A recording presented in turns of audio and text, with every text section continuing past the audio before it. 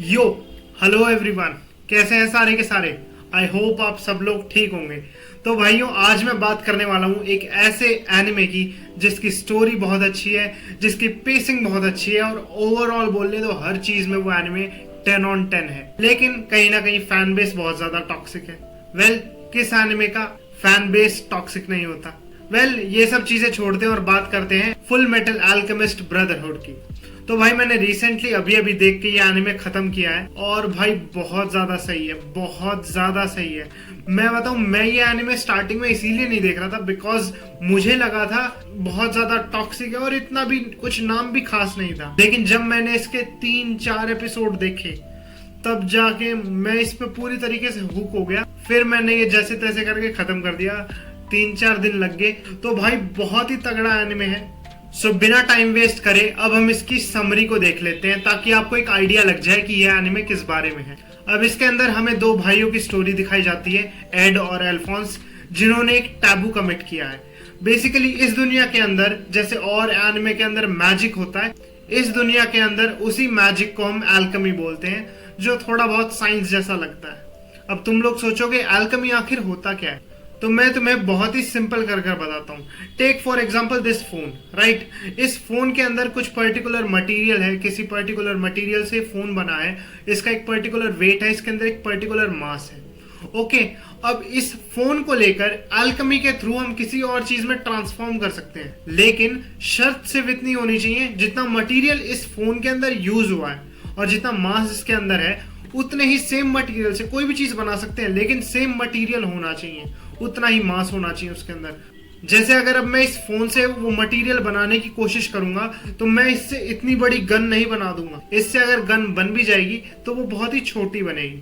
तो ये है बेसिक अल्केमी का प्रिंसिपल कि अगर आपको कुछ चाहिए तो आपको इक्वल वैल्यू की कोई और चीज भी देनी पड़ेगी। अब इसके अंदर हमारे दोनों के दोनों भाई फंस जाते हैं। वो अल्केमी का यूज कर एक ऐसी चीज डिजायर करते हैं जो पॉसिबल ही नहीं है, जिसका उन्हें टोल भी पे करना पड़ता है, और वो टोल है ह्यूमन बॉडी, जिसके अंदर छोटा भाई सब कुछ खो चुका है और उसकी आत्मा बाइंड है सिर्फ एक आर्मर से, और दूसरी तरफ बड़ा भाई अपना एक पैर और अपना एक हाथ खो चुका है। तो इस टेक्निक को लेकर इतने स्ट्रिक्ट रूल्स हैं। सबसे अच्छी बात यह है कि स्टार्टिंग टू एंड ये रूल्स चेंज नहीं होते। जैसे फॉर एग्जांपल कोई मेन कैरेक्टर है, अगर उसे जीतना है तो उसके लिए रूल्स अपने आप बेंड होने नहीं स्टार्ट हो जाएंगे। अब ये टैबू कमिट करने के बाद दोनों के दोनों भाई एक जर्नी पर निकल जाते हैं जिसमें वो अपनी इस मिस्टेक को सुधारना चाहते हैं। So you can say this anime is about war, sacrifice, redemption and morality. अब ये एनिमे बहुत सारे थीम्स को टच करता है, जिसमें से पहला आता है ह्यूमन ट्रांसम्यूटेशन यूजिंग अल्केमी। जैसे साइंस में ह्यूमंस के ऊपर एक्सपेरिमेंट करना इज अ टैबू, सेम तरीका अल्केमी के अंदर भी यूज होता है। यहाँ पे भी ह्यूमंस के ऊपर आप एक्सपेरिमेंट नहीं कर सकते, लेकिन ये उसे भी दिखाता है कि लोगों को एक बार कोई पावर मिल जाए तो वो बिल्कुल भी अपनी बाउंड्रीज का ध्यान नहीं रखते और उस पावर को रेकलेसली यूज करने के लिए कुछ भी करने लग जाते हैं। इस एनिमे से हमें वॉर, क्राइम और जेनोसाइड जैसे टॉपिक्स भी देखने को मिलते हैं। उसके बाद ये एनिमे साइंस और पॉलिटिक्स दोनों के बीच में मोरालिटी दिखाता है। उसके साथ साथ ये ब्रदरहुड और रेजिलियंस भी बहुत अच्छी तरह दिखाता है। माना कि आपने गलती की है, लेकिन उस गलती को समझना और उसे ठीक करने की कोशिश करते रहना और हार ना मानना, यही इस एनिमे के अंदर दिखा रखा है। आज नहीं तो कल तुम्हें तुम्हारा रास्ता दिख जाता है। अब कैरेक्टर्स की बात कर लेते हैं। तो इसके अंदर हमारे दोनों के दोनों भाई एडवर्ड एलरिक और एल्फोंस एलरिक तो है ही, उसके साथ साथ रॉय मस्टैंग और विलेंस के तौर पर बहुत सारे हमंक्यूलस और बहुत ही ज्यादा स्ट्रॉन्ग फीमेल कैरेक्टर्स भी हैं। लेकिन लिस्ट यहाँ खत्म नहीं होती। इनके अलावा भी बहुत सारे अच्छे अच्छे कैरेक्टर्स हैं जिनके बारे में मैं बात करना चाहूंगा, लेकिन अभी के लिए फिलहाल स्पॉइलर फ्री रखते हैं इसको। इसके बाद हम बात करते हैं एनिमेशन और म्यूजिक की।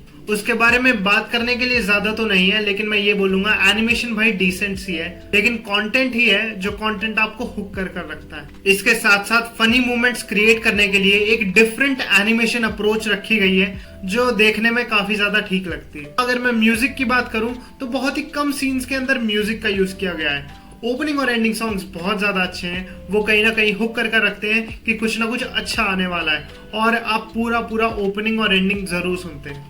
उसके बाद भाई मैं पेसिंग की बात करूं तो this is the best show जो आप पेसिंग के मामले में देख सकते हैं। इनफैक्ट अटैक ऑन टाइटन और वन पीस जैसे जाइंट्स को भी ये पीछे छोड़ देता है। फॉर एग्जाम्पल हम वन पीस के अंदर फिशमैन आइलैंड आर्क देखें तो उसमें पेसिंग की डिफिकल्टी थी, लेकिन इसमें एक बार भी ये नहीं लगता कि पेसिंग की जरा सी भी प्रॉब्लम है। बहुत ही टाइट उसमें चलता है, स्टार्ट बहुत जल्दी होता है, आपको कहीं ना कहीं 2 या 3 एपिसोड के बाद हुक कर लेता है, और उसके बाद कंक्लूजन का तो क्या ही कहना। इसके अलावा एनिमे में बहुत सारी अच्छी चीजें हैं। अगर मैं सबके बारे में बात करूंगा तो कहीं ना कहीं ये वीडियो बहुत ज्यादा लंबी हो जाएगी, इसीलिए मैं एक ही चीज बोलूंगा, this is peak in terms of pacing, sequencing और हर एक साइड कैरेक्टर जस्टिफाई होता है। अब अपना फाइनल वर्डिक्ट दूं तो एक ही चीज बोलूंगा, अगर अभी तक ये एनिमे नहीं देखा, you are definitely missing on something got it. अभी देखो, और देख लिया तो भाई डिस्कशन के लिए कमेंट सेक्शन खुला है, आओ मिलके बातचीत करते हैं। मेरे लिए इस एनिमे का स्कोर होगा इजी 9.5 आउट ऑफ 10। 0.5 सिर्फ और सिर्फ इसीलिए क्योंकि ज्यादा म्यूजिक का यूज नहीं हुआ, थोड़ा और ज्यादा होता। और जहां तक रही बात एनिमेशन की, तो भाई जिसे अटैक ऑन टाइटन या डीमन स्लेयर जैसी चीजें देखने का शौक चढ़ जाए, उसे डेफिनेटली मास्टरपीस में भी कुछ ना कुछ कमियां दिखी जाती हैं। इन 1-2 चीजों को छोड़ दो तो this anime is complete masterpiece, 10 on 10 हो जाएगा फिर तो। इसके बाद मैं स्पॉयलर्स की बात करूंगा, तो इसके बाद का जितना भी सेगमेंट है तुम्हें देखना है देखना।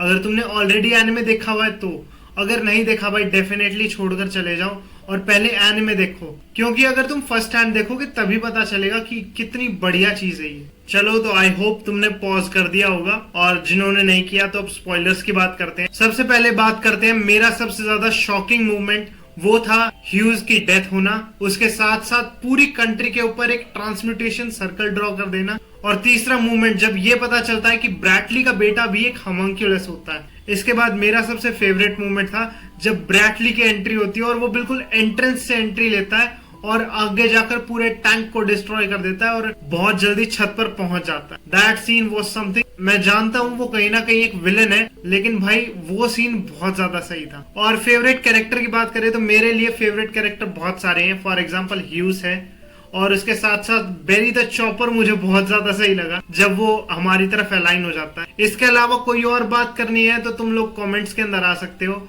और ये छोटा सा रिव्यू था, अगर तुम्हें वीडियो अच्छी लगती है तो वीडियो को लाइक करना यार, और आगे शेयर कर देना ताकि हम अपनी इस कम्युनिटी को और ज्यादा बड़ा बना सकें। और तुम लोग प्लीज मुझे कोई ना कोई टॉपिक दो जिसपे मैं वीडियो डाल सकूं और तुम्हें वो चीज अच्छी लगे। इसके बाद मेरा अगला रिव्यू आने वाला है कोड गियास के ऊपर, तो ट्यूसडे उस वीडियो के लिए तैयार हो जाना, और मैं मिलता हूं तुमसे वहीं पर। Until then, this side Sahil signing off. Thank you so much.